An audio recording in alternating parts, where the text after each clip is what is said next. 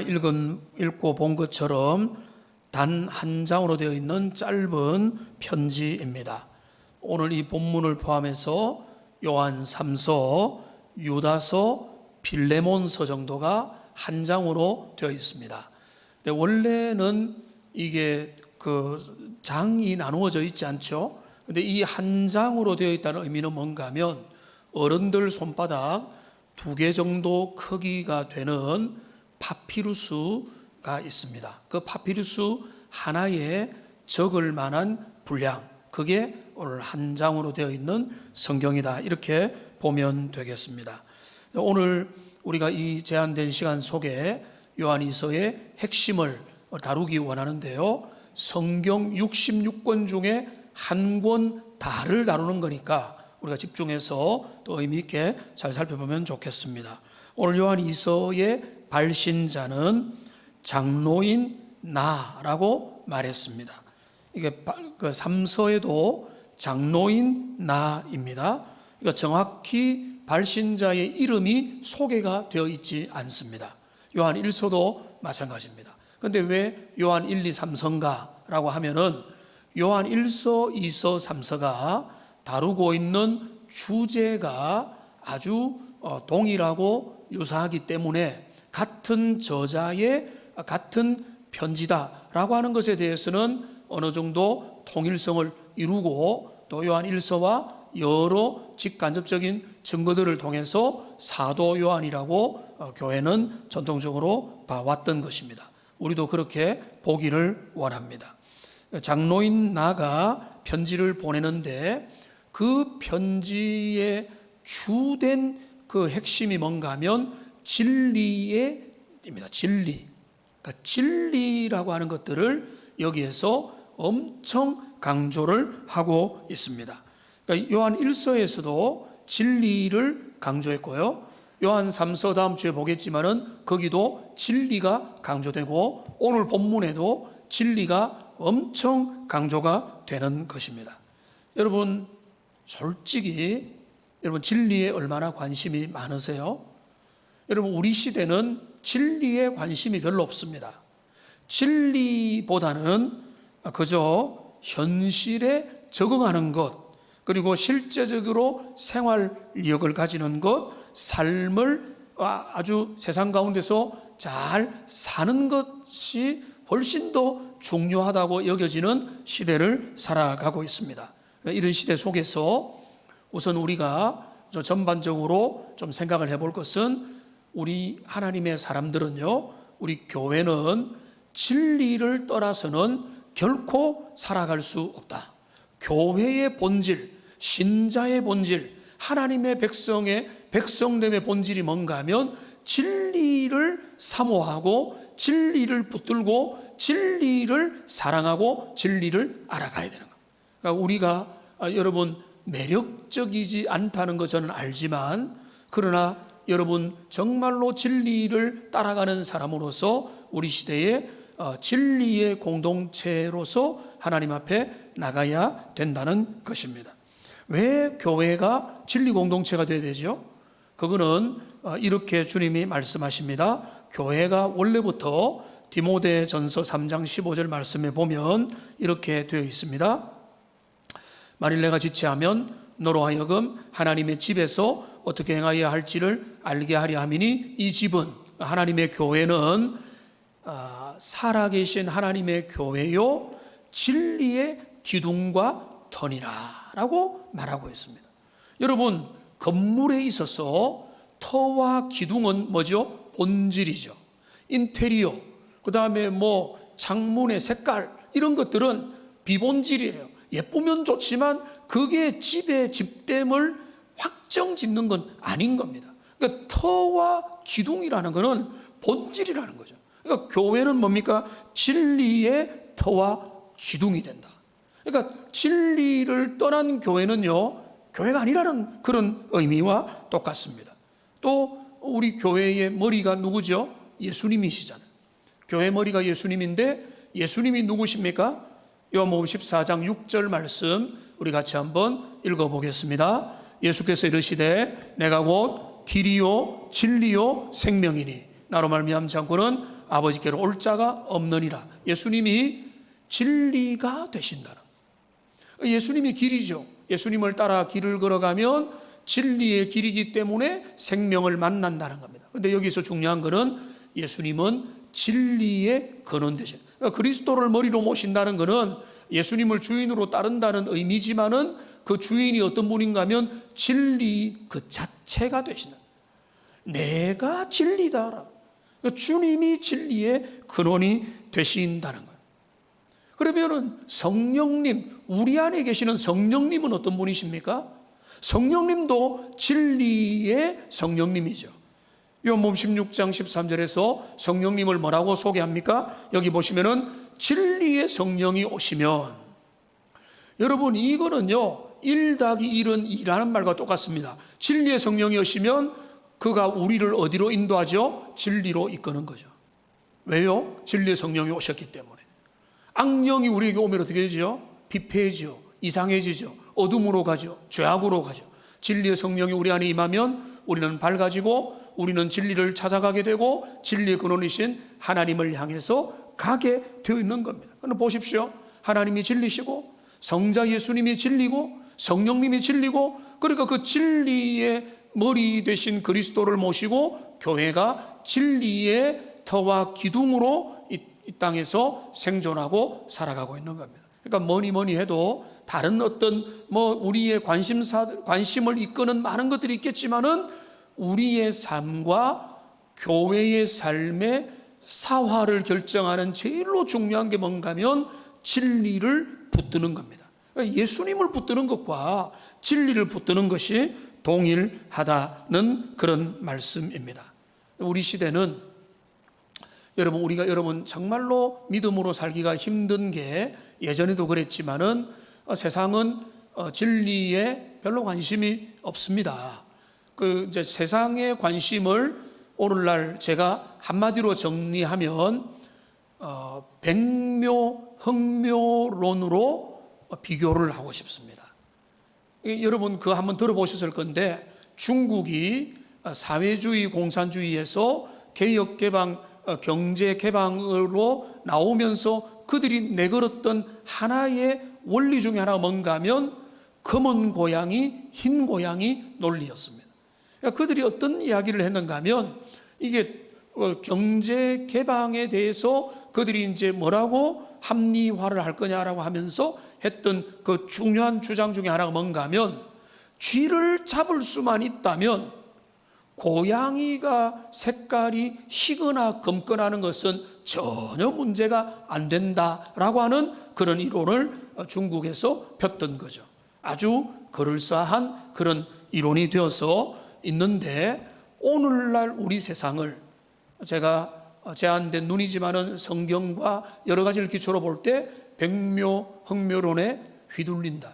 물질을 벌 수 있고 성공할 수 있고 잘 먹고 잘 살 수 있다면 어떤 수단이든지 어떤 방법이든지 어떤 기회가 돼도 그게 정책이 어떤지 뭐가 의미가 있느냐, 결국은 우리가 다 먹고 사는 문제가 아니냐라고 하는 그런 것으로 우리의 삶이 귀착되어 가고 있다는 것을 더 시간이 지날수록 느끼게 되는 것입니다. 그렇습니다. 세상은 그렇습니다. 세상은 변하지 않을 겁니다. 세상은 그런 부분이 더 강화가 될 것입니다.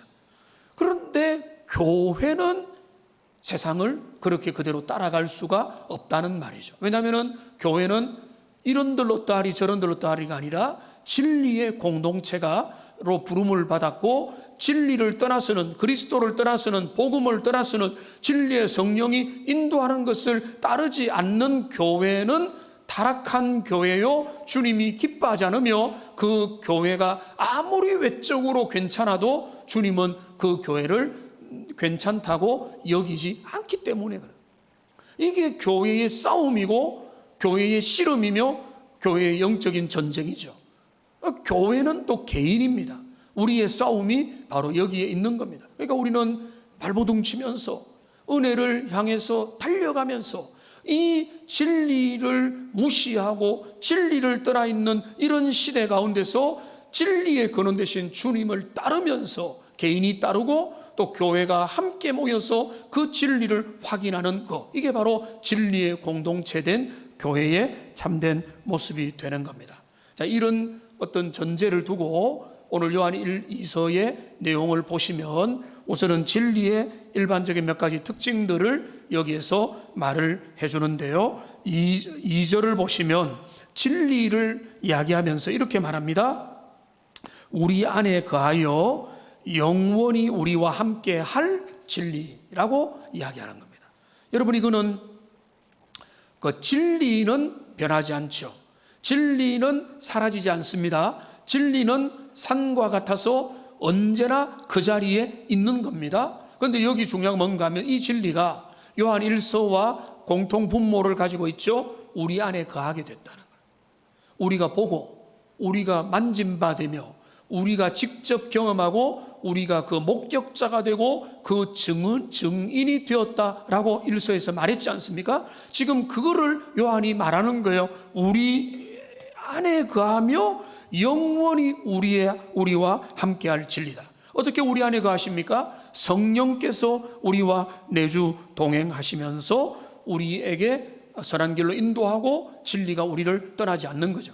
풀은 마르고 꽃은 시들고 세상은 지나가고, 요즘에는요 제가 한 번씩 우리 성도님들 중에 먼저 천국 가신 분들의 이름들을 떠올려 봅니다. 제가 부임해서 하나님의 부름을 받았던 분들, 이런 분들 또 비슷한 분이 지나가면은 저런 분들도 천국 가셨구나 라는 것들을 생각합니다. 역사는 유구하고 인생도 유한하고 우리의 삶도 흘러가는 겁니다. 근데 이런 유한한 인생 가운데 하나님의 영원히 성령을 통해서 우리 가운데 들어오신 거예요. 이게 기적이고 이게 능력이고 이게 우리에게 주시는 최고의 신비의 은혜인 겁니다. 그래서 사도 요한이 1, 2, 3서를 기록했다는 것을 알 수 있는 증거가 뭔가 하면 이런 진리가 우리 가운데 영원히 거한다고 하는 개념이 여기에서 통일적으로 1서와 2서에서 흘러가기 때문에 그런 겁니다. 그 다음에 우리가 이제 일반적인 진리의 교훈을 보면 진리라고 하는 말은 여기 1절에 나오죠. 그 다음에 눈으로 빨리 보십시오. 2절에도 또 나옵니다.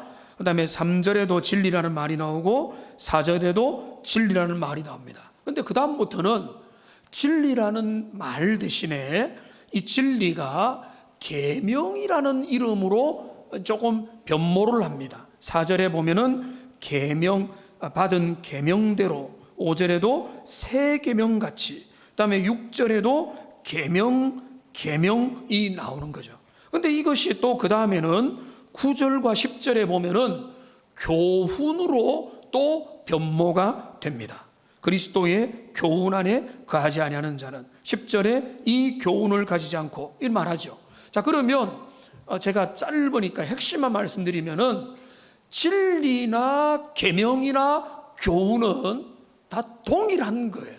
그런데 동일한 거를 굳이 이제 조금씩 다르게 변형을 하는 거는 진리가 전체적인 거면 계명은 뭔가 하면 구체적으로 1번, 2번, 3번, 4번 주님이 가르치신 명령을 말하는 것이고 교훈, 그리스도의 교훈도 그와 같은 거죠. 그러니까 이거는 한마디로 보면은 진리라고 봐도 무방한 거죠. 그러니까 왜 요한 2서 이 성경의 핵심 주제가 진리냐라고 하는 것은 이런 용어의 계속되는 반복, 그러니까 진리를 강조하고 계명을 강조하고 그리스도의 교훈을 강조하는 것. 진리와 계명과 교훈이 이 언어가 조금씩 바뀌지만은 계속해서 등장하는 이 13절 안에 반복적으로 등장하는 걸 봐서 이 요한이 다루는 주제가 바로 진리를 다루고 있다는 것을 우리가 알 수 있는 것입니다.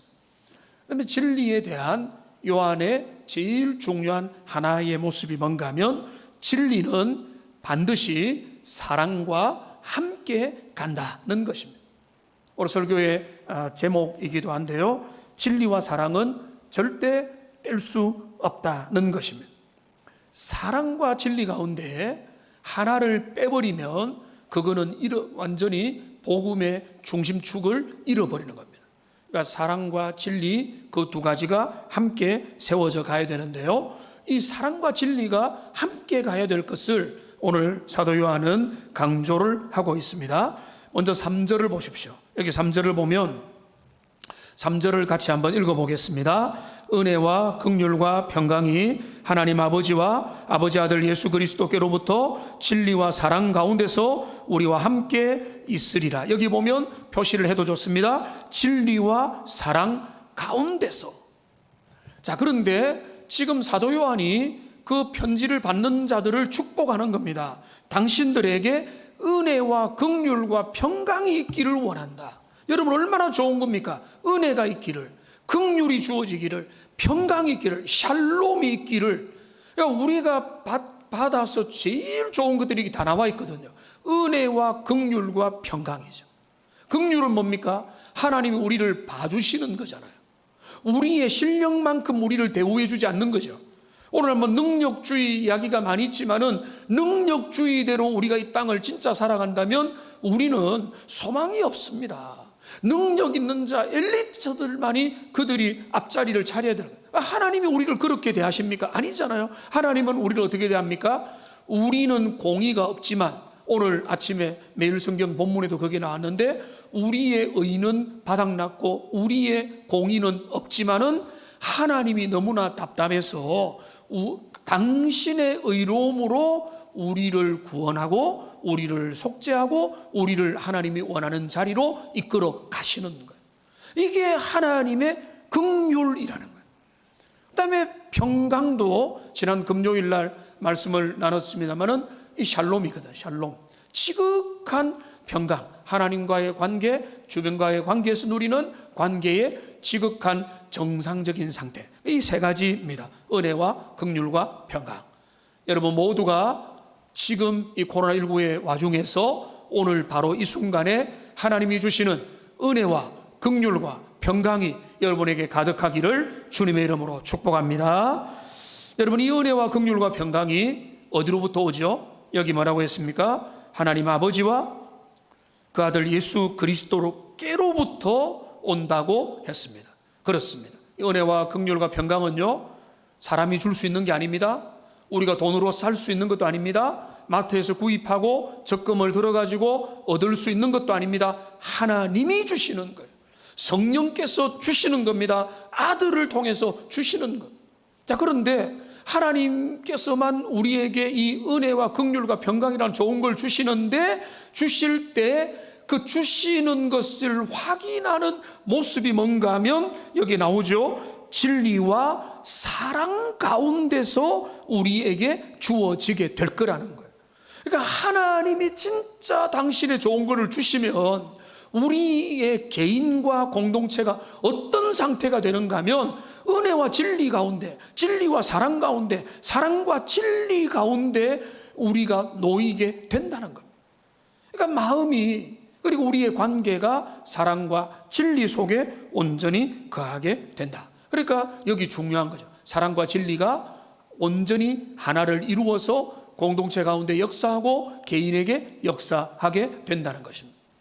근데 이거는 먼저 1절에서 수신자에게 발신자를 소개하면서 또 한 번 먼저 나타났습니다. 여러분 1절을 보시면은 장로인 나는 택하심을 받은 부녀와 그의 자녀들에게 편지를 보내는데 내가 참으로 사랑하는 자요 나뿐 아니라 진리를 아는 모든 자도 함께 편지를 보낸다. 편지의 공동 발신자를 이야기하면서 여기 뭐라고 했는가 하면은 참으로 사랑하는 자요라고 하는 표현이 있어요. 여기도 여러분 표시를 할 수 있으면 좋습니다.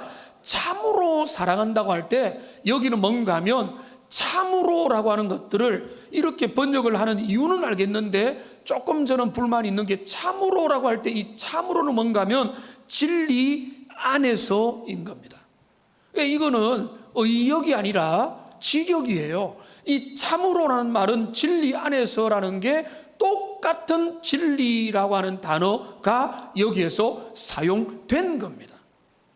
그러니까 진리 안에서 사랑하는 겁니다. 여러분, 진리 안에서 사랑하는 자다. 여러분, 우리가 서로 사랑한다고 할 때, 여러분, 제가 여러분을 사랑하고 우리 형제를 자매를 권사님들을 우리 집사님들을 모든 성도들을 사랑하지 않습니까? 근데 그 사랑의 근거가 뭡니까? 저의 어떤 선호도입니까?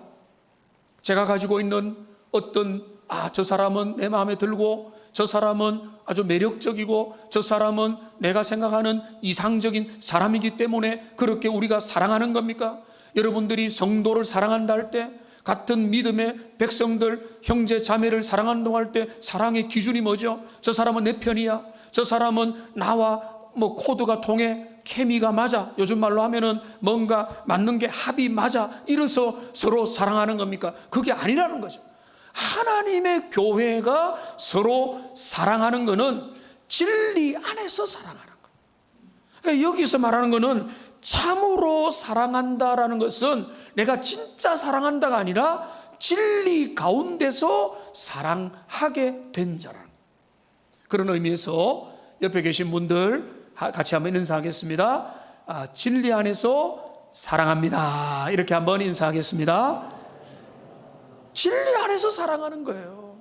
진리 안에서, 복음 안에서, 그 은혜 안에서.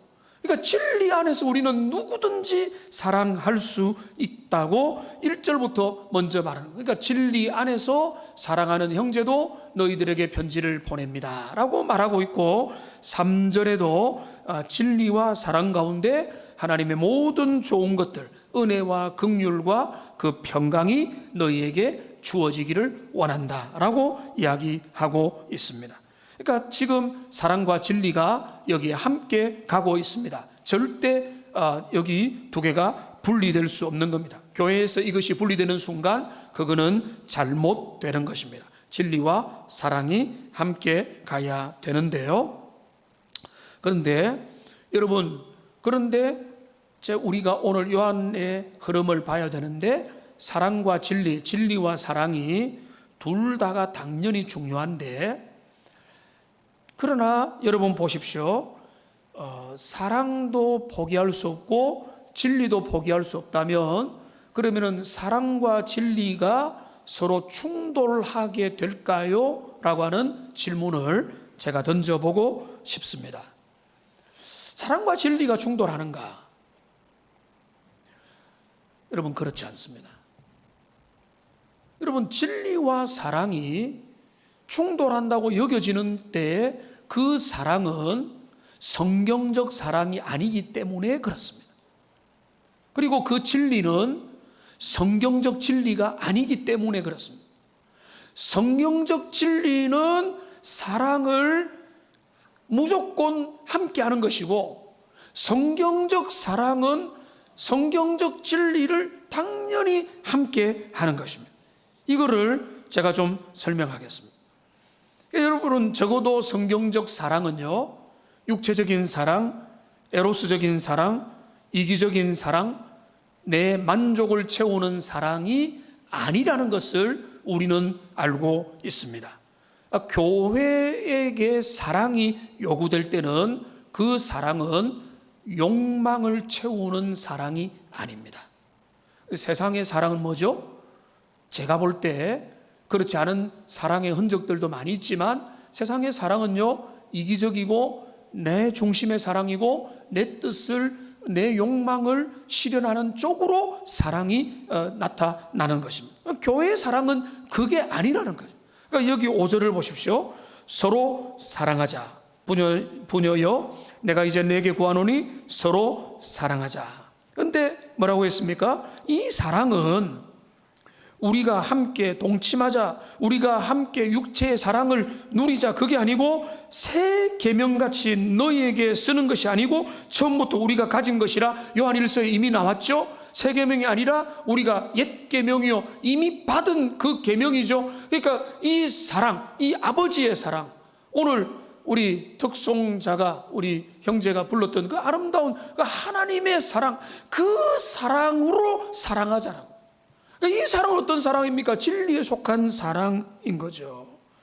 그러니까 이 사랑은 어떤 사랑인가? 6절에 더 자세히 나타납니다. 또 사랑은 이것이니 우리가 그 계명을 따라 행하는 것이요 계명은 이것이니 너희가 처음부터 들은 바와 같이 그 가운데 행함이라. 이 계명은 뭡니까? 요한 1서가 잘 설명하죠. 하나님은 사랑이라. 하나님의 사랑이 우리에게 어떻게 나타났습니까? 그 아들 독생자 예수님을 우리에게 주시기까지 나타나게 됐다는 겁니다. 그러니까 여기서 말하는, 성경이 말하는 사랑과 진리라고 할 때 사랑은 내가 사랑하고 싶은 사람 사랑하고, 나는 너를 챙겨주고 싶어 라고 하니까 챙겨주고, 소중하니까 나누어주고, 너는 내 새끼니까 챙겨주고, 이런 사랑, 이런 육체적이고 인간적이고 이방인들도 하는 뻔한 그 사랑을 하는 것을 사랑이라고 말하는 게 아니고, 여기서 말하는 사랑과 진리의 공동체를 할 때 이 사랑은 하나님의 사랑을 말하는 거예요. 주님이 보여주신 값없는 사랑, 대속의 사랑, 한없는 사랑, 그냥 부어주신 그 사랑을 너도 해야 되고 너도 할 수 있다라고 말씀하고 있는 것입니다. 그러니까 진리와 사랑은요, 이 진리와 사랑은 함께 가는데, 여기서 말하는 사랑도, 그 사랑마저도 진리를 따라가는 사랑을 의미하는 것입니다. 그러니까 우리 주님이 말씀하신 구절, 주님이 이런 말씀을 하셨죠. 근데 이 인용 구절은 우리 교회에서 인용했던 그 탑 5 중에 한 1, 2번이 될 정도로 자주 인용을 제가 하는 것 같습니다. 요한복음 14장 21절 말씀을 같이 한번 읽어보겠습니다. 같이 읽겠습니다. 같이 화면에 띄워주세요. 요한복음 14장 21절. 나의 계명을 가지고 지키는 자라야 나를 사랑하는 자니, 나를 사랑하는 자는 내 아버지께 사랑을 받을 것이요 나도 그를 사랑하여 그에게 나를 나타내리라. 이 말씀 왜 중요한가 하면, 우리가 이렇게 말하죠. A 집사님도 B 집사님도 나는 주님 사랑합니다 라고 말을 합니다. 그런데 이 화면에 구절을 보시면은 뭐라고 합니까? 나의 계명을 가지고 지키는 자가 주님 사랑하는 자다. 입으로만 사랑한다고 하지 마라. 주님 사랑한다 해놓고 이사야에서 계속 말하는 대로 너 하고 싶은 거 다 하고 우상 숭배하고 세상을 가서 음란과 정욕과 그 세상의 모든 패역한 일들을 너 멋대로 해놓고 주님 사랑합니다 라고 하는 말에 내가 지쳤다라고 말하는 거야. 너가 나를 사랑한다면 그 사랑의 증거는 뭐여야 되는가 하면 주님의 진리를 붙들고 계명을 따라가야 돼. 주님을 사랑하는 자는 누구냐? 주님의 계명을 붙잡고 계명 따라 살기 원하고 계명을 지키는 그런 사람이라는 겁니다. 그러니까 주님을 사랑한다면서 내가 하고 싶은 거 하고 내 마음대로 살아가고, 주님 마치 철없는 어린아이들이 부모님께 눈앞에서는 부모님 앞에 먹을 거 다 먹으면서 돌아서면은 딴짓하고 내 길을 걸어가는 것처럼, 많은 사람들이 나 하나님 사랑합니다 라고 말만 하고 내 인생에는 주님을 사랑하기 때문에 내가 주님 앞에서 계명을 따르고 진리를 따르고 진리의 법에 내 마음에서 온전히 이루어질 수 있도록 하는 그 싸움, 그런 것들을 별로 하지 않는다면 그게 진짜 사랑이 될 수가 없다는 것입니다. 그러니까 사랑과 진리는 함께 가야 되는 것입니다. 우리의 삶의 원리도 마찬가지입니다. 에베소서 4장 15절 말씀은 이렇게 이야기합니다. 오직 사랑 안에서 참된 것을 하라. 그래야 그리스도에까지 자라갈 수 있는 거다. 여기 정말로 오늘 본문의 주제와 똑같잖아요. 사랑 안에서 참된 것을 하는. 그러니까 진리를 추구하되 그 사랑 안에서, 참 사랑 안에서 지금 하나님이 보여주신 진정한 사랑 가운데서 진리를 추구하는 겁니다. 그러니까 여기 요한이 말하는 사랑과 진리는요, 아주 냉혹한 진리가 아니라 요한이 말하는 사랑과 진리는 함께 가는 것입니다. 예수 그리스도를 통해 준 그 진리를 붙들고 나가되 그 안에 사랑이 함께 가야 된다. 그런데 이 사랑은 어떤 부패한 사랑, 인간적인 사랑이 아니라 참된 진리를 따라가는 그 사랑을 의미하는 것이다. 이 사랑과 진리가 함께하는 것, 그게 나에게 이루어져야 되고 교회 가운데 이루어져야 되고 우리의 모임 가운데 이루어져야 된다는 것입니다. 그런데 이 진리에 또 하나의 속성이 있습니다. 진리 가운데 진리를 사랑하고 진리와 사랑이 함께 가야 되지만 그 요한 1서와 똑같이 요한 2서에도 강조가 뭔가 하면 진리는 때로는 단호하다는 거예요. 진리는 얼만큼 단호한가 하면 거짓을 향해서는 분명히 끊어버리게 된다는 겁니다. 그러니까 거짓된 것, 잘못된 이단의 가르침을 절대로 허용하지 않는다는 것입니다. 여러분, 사람들이 오해를 많이 합니다. 하나님은 사랑이고 교회는 사랑을 강조한다고 하는데 교회에 사랑이 없다라고 이야기를 합니다. 만일 그런 이야기를 저도 직간접적으로 인터넷이나 또 사람들 지나가는 이야기에서 남들이 흘러 듣는 소리를 보면 그런 이야기를 하는데요. 여러분, 그런 말을 새겨 들을 것들도 많이 있습니다. 교회는 사랑해야 됩니다. 교회는 세상과 다르게 혐오를 조장하는 것이 아니라 누구든지 품어야 되고 긍휼해야 되고 손을 내밀어 줘야 되고 모든 이들을 향해서 사랑해야 되는 겁니다. 그런데 교회가 폐쇄적이다, 교회가 사랑이 없다라고 공격하는 사람들의 말을 또 한편으로 가만히 들어보면 그 말을 받아들일 수 없는 내용들이 있습니다. 그들이 뭐라고 이야기하는가 하면 교회는 웬만한 것들에 대해서 다 수용적으로 받아들여야 되는 것 아니냐. 다른 종교도 어느 정도 인정하고 복음 아닌 다른 생각들도 존중하고 교회가 진리라고 생각하는 것 말고도 이런 것들 저런 것들 오늘날 시대가 바뀌었으면 시대의 조류에 따라서 새롭게 사람들 가운데 공동적으로 합의되거나 했던 부분들이 있다면 적극적으로 깨안아가지고 그런 것들도 교회가 품어서 같이 가면 얼마나 좋겠느냐, 이렇게 사람들이 생각하면서 교회가 편협됐다라고 주장을 하는 것입니다. 여러분, 과연 그렇습니까? 여러분, 만일 그것이 교회가 사랑이 없음이라고 한다면 여러분, 그거는 잘못 주소를 짚은 것입니다. 여러분, 그렇지 않습니다. 오히려 오늘 요한 2서에도 보면 요한은 아주 단호합니다.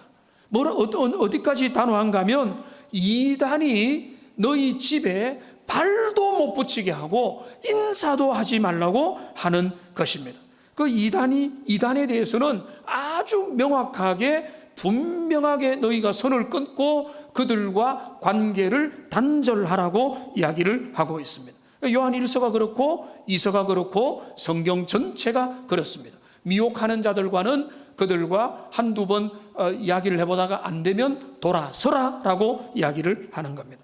그러니까 지금 요한 2서에도 이단이 등장합니다.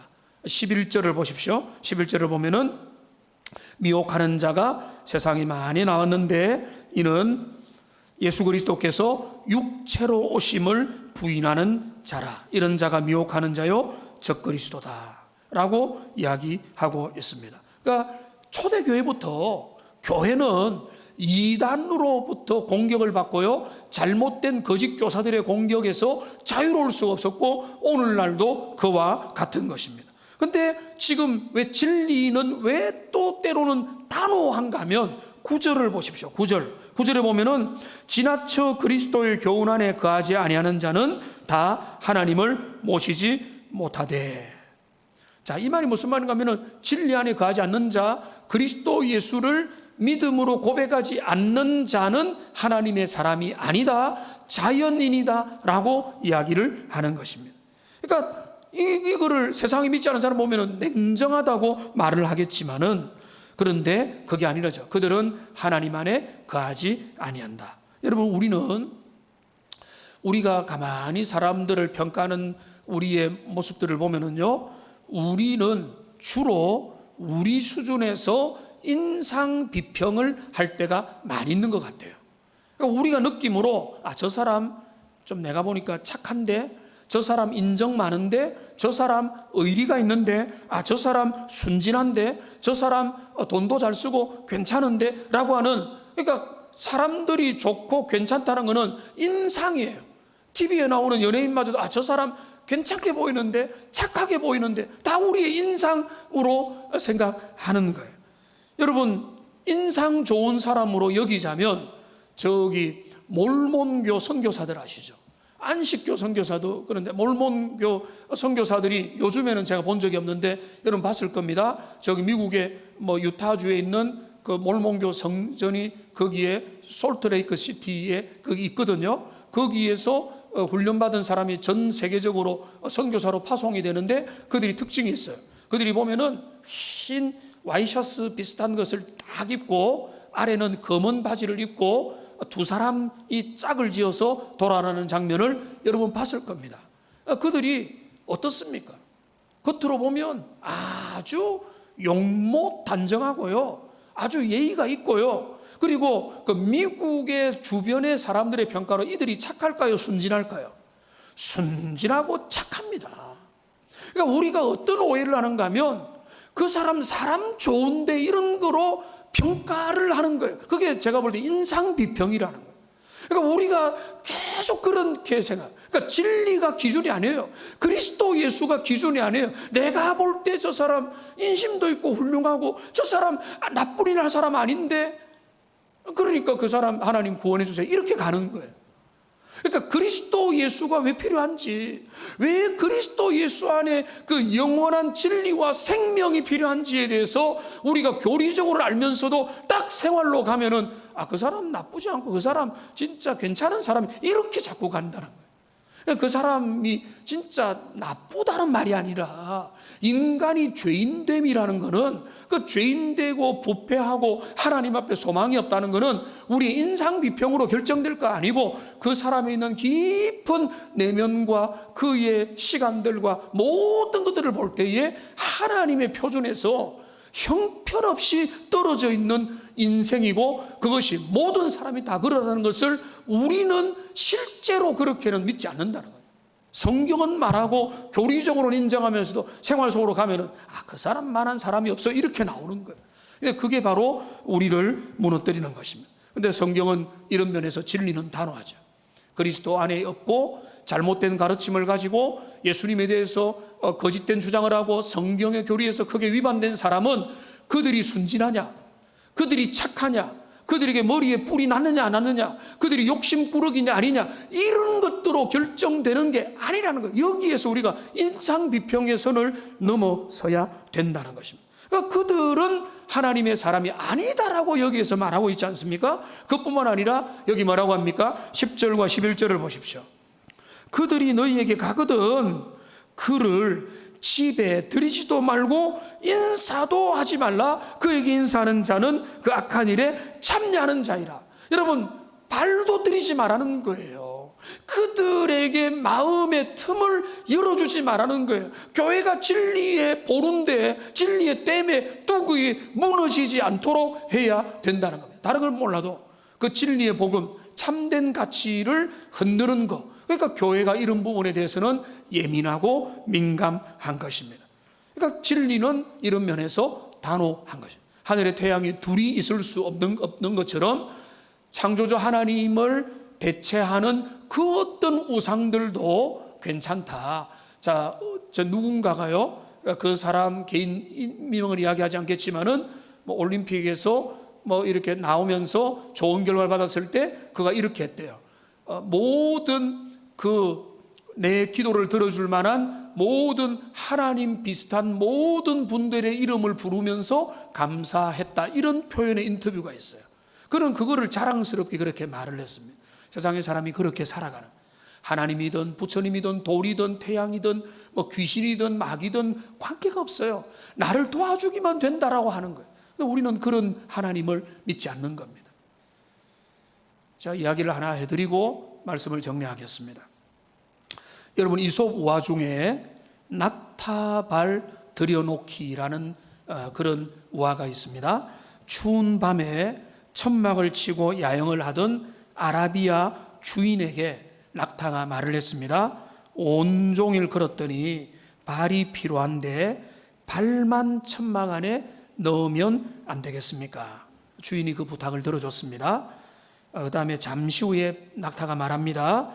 바깥 날씨가 쌀쌀한데 머리도 천막 안에 좀 넣으면 안 되겠습니까?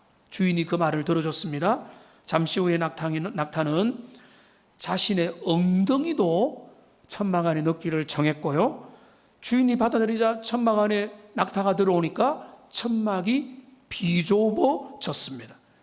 그러니까 이제 낙타가 뭐라고 부탁을 하는가 하면 내가 지금 우리가 불편하니까 주인 보고 후석으로 좀 이렇게 물러날 수 없느냐라고 부탁을 하고, 그 다음에 결과 이솝우화의 결론이 뭔가 하면 주인이 밖으로 쫓겨나서 벌벌 떨면서 한밤을 보냈다라고 하는 우화가 있습니다. 여러분, 교회는 진리의 보루입니다. 진리의 터와 기둥이라고 했습니다. 교회의 복음 진리가 무너지면 다 무너지는 거예요. 이만한 구멍 정도는 괜찮다고요? 왜 교회가 복음 앞에 그렇게 정말로 목소리를 높이는가 하면, 이거 무너지면 많은 것들이 무너지고 나중에는 걷잡을 수 없고 이게 된 진리가 파괴되기 때문에 그런 것입니다. 오늘날 여러분들 중에도 극소수는 왜 교회가 차별금지법에 대해서 그렇게 반대하느냐, 얼마나 이름이 좋으냐, 차별금지법. 그 차별금지법이니까 교회는 누구보다 차별 철폐해야 되는 거 아니냐라고 하겠지만은, 여러분, 제가 여러 차례 말씀드렸죠. 여기에는 뭐가 있습니까? 독소 조항이 있거든요. 그러니까 동성애자들, 동성혼에 대해서 차별을 금지하자, 저도 찬성해요. 여러분, 동성애자들 핍박해야 됩니까? 그들을 미워하고 정죄하고 그들을 사형시켜야 됩니까? 전혀 아니잖아요. 그들을 차별을 금지해야 되잖아요. 그거를 우리가 막자는 게 아니에요. 차별금지법의 독소조항은 뭔가 하면 그 동성애를, 그리고 그 동성결혼을 상식으로, 이거는 자연법의 원리로 두자고 하는 게 그 법이거든요. 그러니까 그게 상식이고 그거가 가짜라고 틀렸다고 말하면 비상식이 되는 법으로 역전되는 겁니다. 낙타를 발이 문에 들어오는 그런 일이 되는 것입니다.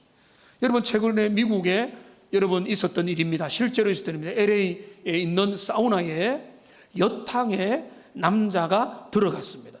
자료 검색을 해보니까 몇 년 전에 우리나라에도 그런 일이 있었는데, 그 사람은 정신적으로 문제가 있어서 그런 거고, 이 여탕에 남자가 들어가서 수십 분 동안에 엄청난 소란이 일어나고 나중에 경찰이 보니까 이 사람이 카운터에다 이렇게 말하대. 가서 들어가려고 하니까 이제 종업원이 약간 제지를 하니까 자신이 여성이라고 말하고 들어간 거예요. 여성이라고 말하고 들어가서 방 안에 있고 한 어느 정도 있다가 일어서는 순간에 난리가 난 거죠. 그런데 그 여성됨의 확인은 전혀 없는데, 본인은 정확한 실체는 모르겠지만은 하여튼 본질이 뭔가 하면 성정체성이 문제가 되었고, 미국의 그 법에서 그 부분이 이제는 동성혼이 합법화되는 그런 상황이 되다 보니까 엄청난 혼란들이 미국 사회에서 일어나고요. 미국의 건강한 기독교인들은 동성혼 인정하지 않고 동성애 인정하지 않습니다.